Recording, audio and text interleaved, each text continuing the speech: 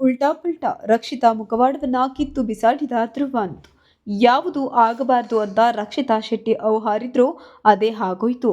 ಕಾವ್ಯ ಶೈವ ಸೇಮ್ ಆಗಬಾರ್ದು, ಮಾಳು ನಾಮಿನೇಟ್ ಆಗಬಾರ್ದು ಅಂತ ರಕ್ಷಿತಾ ಶೆಟ್ಟಿ ತಂತ್ರ ಹೂಡಿದ್ರು. ಆದರೆ ಎಲ್ಲವೂ ಉಲ್ಟಾ ಪಲ್ಟಾ ಆಗೋಯ್ತು. ಈ ಮಧ್ಯೆ ರಕ್ಷಿತಾ ಶೆಟ್ಟಿ ಪ್ಲಾನ್ನ ಧ್ರುವಂತ್ ಎಕ್ಸ್ಪೋಸ್ ಮಾಡಿದ್ರು. ವಾರಗಳ ಹಿಂದೆಯಷ್ಟೇ ಸರಿಯಾಗಿ ಕಾರಣವೇ ಕೊಡದೆ ರಘು ನಾಮಿನೇಟ್ ಆಗಬೇಕು ಅಂತ ರಕ್ಷಿತಾ ಶೆಟ್ಟಿ ಹಠ ಹಿಡಿದಿದ್ರು. ಬಲವಾದ ಕಾರಣಗಳನ್ನ ಕೊಡದೆ ಐ ಡ್ರಾಮಾ ಮಾಡಿ ಗಿಲ್ಲಿ ನಟ ಹಾಗೂ ಕಾವ್ಯ ಶೈವ ಅವರನ್ನ ರಕ್ಷಿತಾ ಶೆಟ್ಟಿ ನಾಮಿನೇಟ್ ಮಾಡಿದ್ರು. ರಾಂಕಿಂಗ್ ಟಾಸ್ಕ್ ನಲ್ಲಿ ಮಾಳು ಪರವಾಗಿ ರಕ್ಷಿತಾ ಶೆಟ್ಟಿ ಬ್ಯಾಟ್ ಬೀಸಿದ್ರು. ಈಗ ನೋಡಿದ್ರೆ ನಾಮಿನೇಷನ್ ನಿಂದ ಮಾಳು ಸೇಫ್ ಆಗ್ಬೇಕು ಅಂತ ರಕ್ಷಿತಾ ಶೆಟ್ಟಿ ತಂತ್ರ ಹೂಡಿದ್ರು. ಆದರೆ ಅದು ಉಲ್ಟಾ ಪಲ್ಟಾ ಆಗಿದೆ. ರಕ್ಷಿತಾ ಶೆಟ್ಟಿ ಧ್ರುವಂತ್ಗೆ ಸ್ಪೆಷಲ್ ಅಧಿಕಾರ.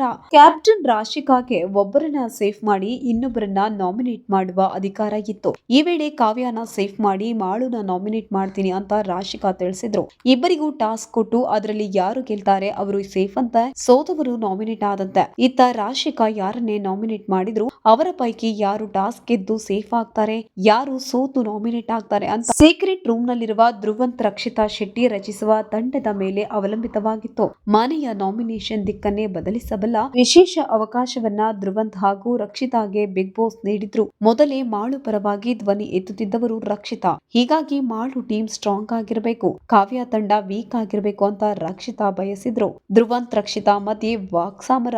ಮಾಳುನ ನಾಮಿನೇಟ್ ಮಾಡುವಾಗ ಫ್ಯಾನ್ ಸಪೋರ್ಟ್ ಇದೆ, ಆದರೆ ಮನೆಯೊಳಗೆ ಕರೆಕ್ಟ್ ಆಗಿ ನಿಭಾಯಿಸುತ್ತಿಲ್ಲ, ಸೈಲೆಂಟ್ ಆಗಿದ್ದಾರೆ ಅಂತ ರಾಶಿಕಾ ಶೆಟ್ಟಿ ಕಾರಣ ಕೊಟ್ರು. ಈ ಬಗ್ಗೆ ಫ್ಯಾನ್ ಬೇಸರದಿಂದ ಇಲ್ಲಿ ಇದ್ದಾರಾ, ಡಿಸರ್ವಿಂಗ್ ಇದ್ರೆ ಮಾತ್ರ ಜನ ಸಪೋರ್ಟ್ ಮಾಡ್ತಾರೆ ಅಲ್ವಾ ಅಂತ ರಕ್ಷಿತಾ ಹೇಳಿದ್ರು. ಕಾವ್ಯಗೆ ಕಂಪೇರ್ ಮಾಡಿದ್ರೆ ಮಾಳು ಡಿಸರ್ವಿಂಗ್ ಅಂತ ಧ್ರುವಂತ್ ಸಹ ಅಭಿಪ್ರಾಯ ಪಟ್ರು. ಧ್ರುವಂತ್ ಹಾಗೂ ರಕ್ಷಿತಾ ತಲಾ 4 ಆಟಗಾರರ ತಂಡ ರಚಿಸಬೇಕಿತ್ತು. ಮಾಳು ತಂಡದಲ್ಲಿ ಒಬ್ಬ ಪುರುಷ, ಇಬ್ಬರು ಮಹಿಳಾ ಆಟಗಾರರು ಇರಬೇಕಿತ್ತು.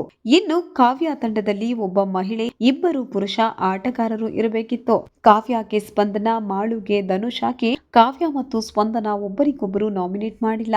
ಡಿಸರ್ವಿಂಗ್ ಇದ್ದಾರೆ ಅಂತ ಕಾನ್ಫಿಡೆಂಟ್ ಇದ್ದಾರೆ, ಇಬ್ಬರನ್ನು ಒಂದೇ ಟೀಮ್ ನಲ್ಲಿ ಹಾಕಿ ಅಂತ ರಕ್ಷಿತಾ ಒತ್ತಾಯಿಸಿದ್ರು. ಇತ್ತ ಧ್ರುವಂತ್ ಮಾಳುಗೆ ಅಶ್ವಿನಿ ಸ್ಪಂದನ ಹಾಕೋಣ, ಕಾವ್ಯಗೆ ರಘು ಚೈತ್ರ ಹಾಕೋಣ ಅಂದ್ರು ಧ್ರುವಂತ್. ಇನ್ನು ಕಾವ್ಯ ತಂಡದಲ್ಲಿ ಗಿಲ್ಲಿಗಿರಬೇಕು ಅಂತ ರಕ್ಷಿತಾ ಆಗ್ರಹಿಸಿದ್ರು. ಆಗ ಇದೆಂಥ ಮನೆಯಲ್ಲಿ ನಾವು ಆಟ ಆಡೋದು, ನಿನಗೆ ಯಾರ್ಯಾರು ಬೇಡ ಅವರಿಗೆ ವೀಕ್ ಇರೋರನ್ನ ಹಾಕೋದಂತೆ, ಸ್ಟ್ರಾಂಗ್ ಇರೋದನ್ನ ಒಂದಕ್ಕೆ ಹಾಕಿ ಓಡಿಸೋದಂತೆ ಅಂತ ರಕ್ಷಿತಾ ಲೆಕ್ಕಾಚಾರವನ್ನ ಧ್ರುವಂತ್ ಬಯಲು ಮಾಡಿದ್ರು. ಹಾಗಲ್ಲ, ಅವರಿಗೆ ಅವರ ಮೇಲೆ ತುಂಬಾ ಕಾನ್ಫಿಡೆನ್ಸ್ ಇದೆ ಅಲ್ವಾ ಅಂತ ರಕ್ಷಿತಾ ಹೇಳಿದ್ದಕ್ಕೆ ಟೀಮ್ ಮಾಡಿದಾಗ ಅನ್ಫೇರ್ ಟೀಮ್ ಅಂತ ಅನಿಸಬಾರದು ಅಂತ ಧ್ರುವಂತ್ ಹೇಳ್ತಾರೆ.